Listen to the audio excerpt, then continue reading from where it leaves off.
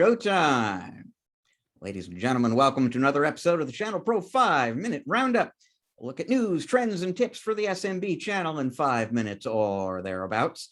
My name is Rich Freeman. I'm executive editor of the ChannelPro Network, also a co-host of this program. I am joined side by side virtually this week by your other co-host, Eric Simpson, a business transformation and improvement advisor to MSPs and other IT providers. Eric, how you doing? I'm doing well, Rich. Back at home after traveling alongside with you at a couple of events the last few weeks and enjoying the 76-degree November weather here in California. How are you doing? I am doing just fine. It is definitely cooler than that here. I will say I was on a call just a little bit earlier this morning with some folks in the New England area. They've got frost on their cars this morning. So yeah, winter is happening elsewhere in America right now, not so much Southern California, apparently. Yep. I was speaking with a client earlier today, and they mentioned, yep, there was frost on the windshield, so it must be winter. And don't forget to turn those clocks back over the weekend either, folks. Another sign that we are heading into that time of year. Well, let's dive into our top story of the week here, Eric. It comes to us from Atera. It has to do with some new functionality that they've added to their RMM system. Now, for folks who are not familiar with Atera, they are part of that sort of second tier of RMM PSA managed services suite makers serving the MSP market right now. If you think of ConnectWise, Datto, Kaseya, and Enable as the big four, there are companies like Ninja One, MSP 360, Pulseway, and Atera, one level down from there, but that also have, in a lot of cases, some pretty expansive suites of products. Atera has, like I said, an RMM and a PSA, and what they've done is add a new platform to the RMM system that they're calling Atera Plus. And basically it is an artificial intelligence natural language processing platform that for now, I think over time, it's going to be doing more things for the RMM product. But for right now, what it's doing is reading tickets as they're created, classifying them for tagging purposes, prioritizing them, routing them for resolution, and in some cases actually resolving the tickets on its own. So if there is a procedure that has been defined for the particular issue that is identified in this ticket, that the system can execute on its own, it'll go ahead and attempt to do that. And if the ticket is resolved that way, then a technician at your company will never even know this thing happened. There will be obviously documentation about it. If the ticket gets open, it gets resolved automatically, it gets closed. What this does, I mean, according to Atera, this can free up as much as 30% of a technician's time because it is handling that sort of triage process for the technical team. And it's also taking care of those really kind of basic rote everyday tasks like password resets and onboarding a new customer that pretty much anybody can do. And this includes an artificial intelligence in this case. This is part of a larger trend. I think, for years now, MSPs have understood, the vendors have understood, a key to profitability for MSPs is technician productivity, and automation is a key to technician productivity. And so the RMM makers have all been looking to automate more and more technical processes. Using artificial intelligence to drive that a little bit is something new that's beginning to happen now. So there's this example. We may even have spoken on the show before, Eric, about a company called SuperOps.ai, a newcomer in the RMM PSA space. The .ai in their name stands for artificial intelligence. They're at a very early stage in their evolution, trying to figure out how they're going to use AI going forward. But the vision very much is to use artificial intelligence to automate a lot of what technicians do. Ninja RMM recently introduced a ticketing system, sort of as a complement to the RMM tool. And if the ticketing system sees an issue pop up in the RMM, it'll go ahead and automatically create a ticket, attempt to resolve it. If it does, it'll close the ticket automatically. So we're already starting to see this kind of functionality pop up more and more, Eric. And I only think we're going to see more and more of that as AI becomes the next big tool to help automate what technicians do. Yeah, I agree, Rich, and it falls squarely within that robotic process automation category, right? That is like the next big thing that we've been hearing about. And, let's be clear, Rich, this is not going to replace any technicians, right? This is going to help technicians focus on doing the things that only they can do, is work on the tickets that require human interaction and intervention, right? I love that you kind of clarified the kinds of things that it can do today. It's kind of like these automated password resets and things like that, stopping, restarting services for some things that don't require change management and approval and things like that. So, I'd be curious to see if we actually reach this kind of 30% reduction in technician utilization, because the first thing I thought when I was researching and reading the article was, well, is this kind of a replacement for some of the dispatch function? Could be too as well, right? So get more efficiency out of your service dispatcher if the system itself is kind of parsing through the tickets and identifying things that it can take care of, or like these password resets and things like that. That means that the service dispatcher then doesn't have to do that and assign it to a technician as well. So I think overall, I would expand the comment here in saying that it reduces kind of the service teams and the service desk teams load, including the dispatcher, the technicians, and maybe even get to a point as it continues to evolve to automatically identify whether or not a truck roll is needed. Is it a hardware failure type of a thing? So even that now can go to another board and is ready for scheduling and things like that. So, I'm looking forward to see how AI continues to evolve and, improve these not only service efficiencies for the MSP, but also improve client satisfaction as their issues are dealt with, those simple issues, much more expeditiously than waiting for some human to put eyeballs on it. And I completely agree. I don't think anyone is going to lose their job over this. I think what this does, though, is it slows down the rate at which MSPs maybe need to bring on more technicians, and then it allows the existing technicians to focus more of their attention on higher revenue, higher profit, higher satisfaction generating activities with the end users, as opposed to the password resets and so on that have to get done, but can be done by almost anyone or anything in this case, and really aren't strategic to the organization. Yeah, agreed. So let's move on to your tip of the week here, Eric. And I'm going to steal your line, I think, because this is something that I know you've said to me in the past, which is something that you learned growing up. No, don't ask, don't get.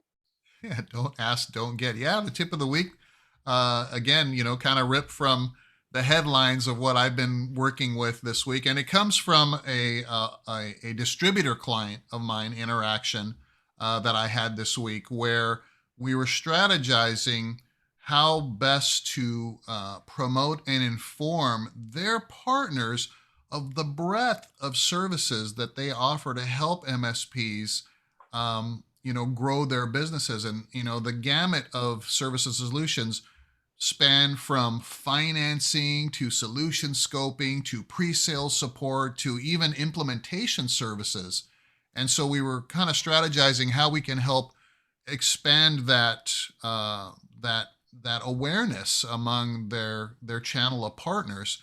And what struck me was that the majority of the MSPs don't know about these things, or maybe the internal teams at the at the disty themselves aren't really positioning it properly. But the approach here is, look, whatever you're dealing with as an MSP, as an IT pro, as a channel pro, trying to solve for business growth issues or even deployment issues or things like that, have conversations directly with your vendors and distributors and ask very deliberately, how can you help me in each of these areas, and try to figure out how you can piece together this support system that you're already paying for by consuming the products and services of your existing vendors and distributors, and benefit from that. I mean, like, again, there's financing opportunities that can help you sell more equipment and more services to clients when there may be a budget issue. I mean, that is so huge, right? We talk about asking the budget question during the sales process. Well, we have options. Maybe we can get it financed. And I know that some of us aren't thinking that way, all the way from operational and financial support, all the way through to end deployment, where we've got a client with a remote location. Do you have a professional services team or a network of existing partners that we can include and team to deliver those solutions? So, this is a very strategic kind of a perspective to say, okay, let's have these conversations with our vendors and distributors and figure out how they can help us grow even further than we're growing and close more business and not only deliver the services and solutions that our clients want today, but continue to grow with their expanding business needs. Another side conversation was, partners that are getting their agreements canceled or their relationships terminated because their clients feel like they aren't keeping up with their strategic growth. And you have a team just ready to help. So ask, don't ask, don't get. Especially with respect to the distributors, this is an age-old issue. Those companies have all sorts of programs and resources and offerings available to their partners. And I know for a fact from many, many conversations I've had with these companies, it is very frustrating to them how few of the resellers out there know that these things exist or take advantage of them.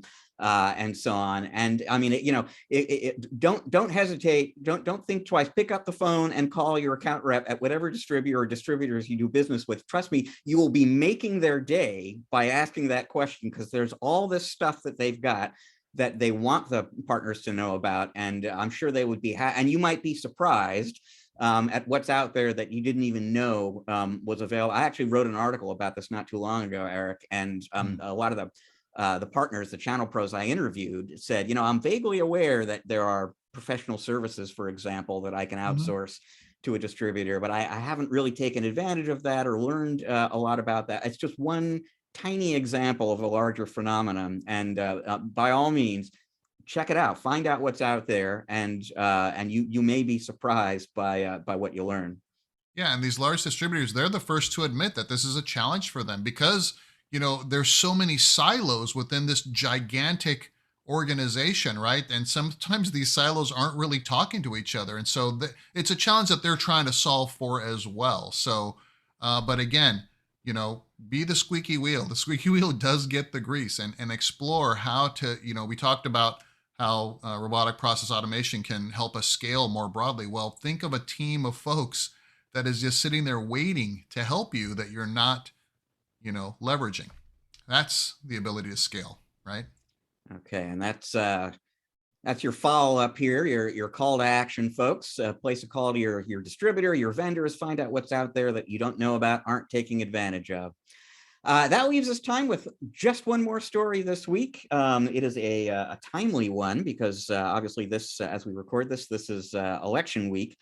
And boy, you think about all of the time and the money and the effort that goes into planning a political campaign, that goes into running an election process. It's quite a lot, obviously, enormous amounts of millions and millions of dollars. And sometimes, Eric, it can come down to this. In Portland, Maine, where they have this sort of ranked choice balloting process. They went through the whole tabulation system to figure out who was going to win a particular seat on the city council, and they came up with a tie, an exact tie. So how do you settle a numeric tie for a city council race in Portland, Maine? Well, it turns out you pretty much draw lots, which is to say draw straws.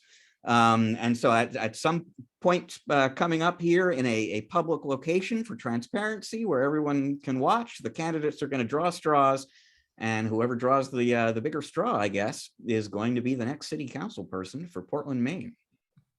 What is this? Schoolyard, games? It's so funny. I thought, drawing straws. I mean, come on, could we be more creative? Maybe rock, paper, scissors, maybe a little Rochambeau. Who can take the hit hardest, right? And who can survive? It just seems a little bit ridiculous, but how do you break a tie? I guess anybody's guess these days. if you're an NFL fan, I encourage you to go online and look at the tiebreakers that the league has set up for, who wins the division, who gets home field advantage in a postseason game, because you'd be amazed. They've got like 12 different tiebreakers, stacked up there, and it's to a ridiculous extent. But if all of those fail, the last one in each of those sequences is flipping a coin. The coin flip. Yeah. Well, it's sports though, right? It's not Not politics. our democracy. Right. Yeah. Yeah. In the balance. Yeah. Well, that is all the time we've got this week on the 5-Minute Roundup, folks. Thank you so much for joining us. We are both a podcast and a video. If you are watching the video right now, but you're also into podcasts, you will find us on Stitcher, Google, Apple, Spotify, everywhere you go to get your podcast, you will find the 5-Minute Roundup. Please find us there, become a subscriber, maybe even give us a 5-star review so that other folks can find the show a little bit more easily. If you are listening to the podcast right now, want to check us out on video, you will find us on YouTube. Go to the ChannelPro Network channel there on YouTube to get the show. If you click the little bell icon, you'll actually get notified when the new episodes become available. Curious to read more about Atera and their artificial intelligence technology, just to read more about what's happening in the industry, get great business growth advice for your company, please visit channelpronetwork.com every day, because great new content is going up there for you every day. To learn more about Eric and the work he does with his clients, you should visit ericksimpson.com. That is ERICK Simpson.com. So that's our show for this week. We're going to be back again next week with another episode of the 5-Minute Roundup for you. Until then, folks, please enjoy the rest of your week. Eric and I are enjoying the rest of your week already.